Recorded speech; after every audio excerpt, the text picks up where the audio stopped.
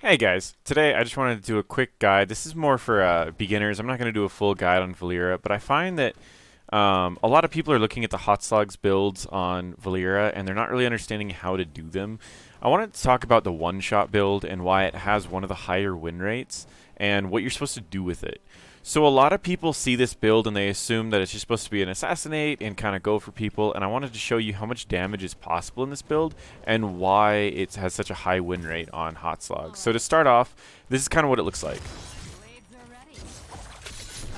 It can one-shot someone in about, well, I mean, it's called a one-shot build, but effectively, you can do a full amount of someone's health in about 2 seconds.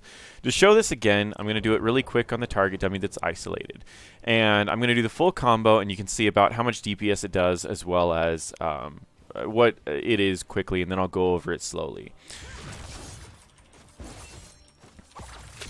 So I did 3,500 damage and about 1,000 DPS, so I did 3,500 damage in a little over, or a little under 4 seconds. Okay, so 3,500 damage, a little under 4 seconds, and you get to stick to people pretty well, which means that you can do up to about 4,000 damage really quickly.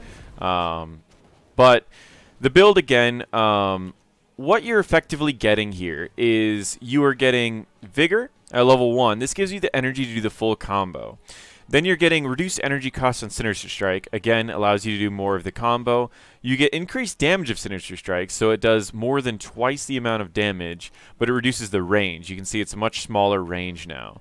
And you want to get auto attacks off in between these. Your ult, it's up to you. Level 13 and 16 allows you to reduce the vanish cooldown, so you can go in the backline, one-shot someone, and then have your cooldown of vanish back up just so you can get out of the fight. Followed by assassinate does 50% additional damage if they are alone, as well as reduces their armor by an additional 10%, or sorry, well 10, which is 10% more damage.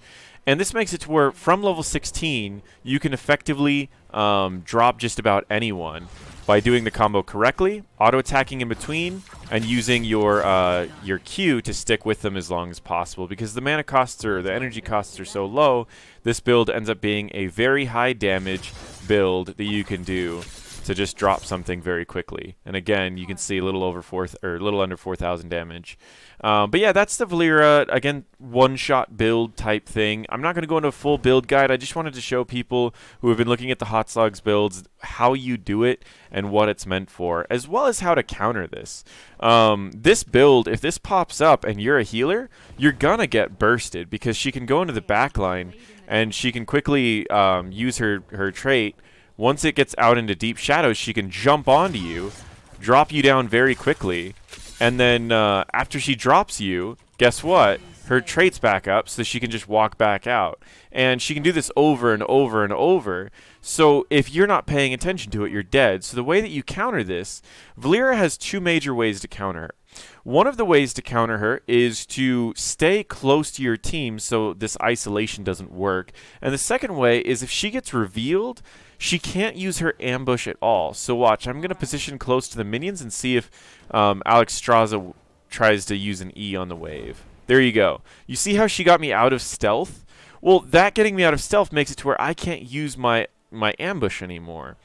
And that reduces a lot of her damage. So if you play someone who has very long range AoEs like a Joanna's blind, you can easily knock Valeera out of stealth. Those are the ways to play this build. Those are the ways to counter this build. Just figured out tosses tips out there. Again, a little bit more beginner tips, but for those beginners out there who want to try out Valeera, I recommend this build. It's not too hard to play, pretty easy to figure out. For if you're getting into Team League and want a more competitive build, change around these talents so it encourages more of the silence. So when they get the silent, or when the silence ends, they have reduced spell power. That's a little bit better in competitive, but for now, this is a pretty fun one-shot build that you could test out. Thank you for watching, and as always, feel free to subscribe.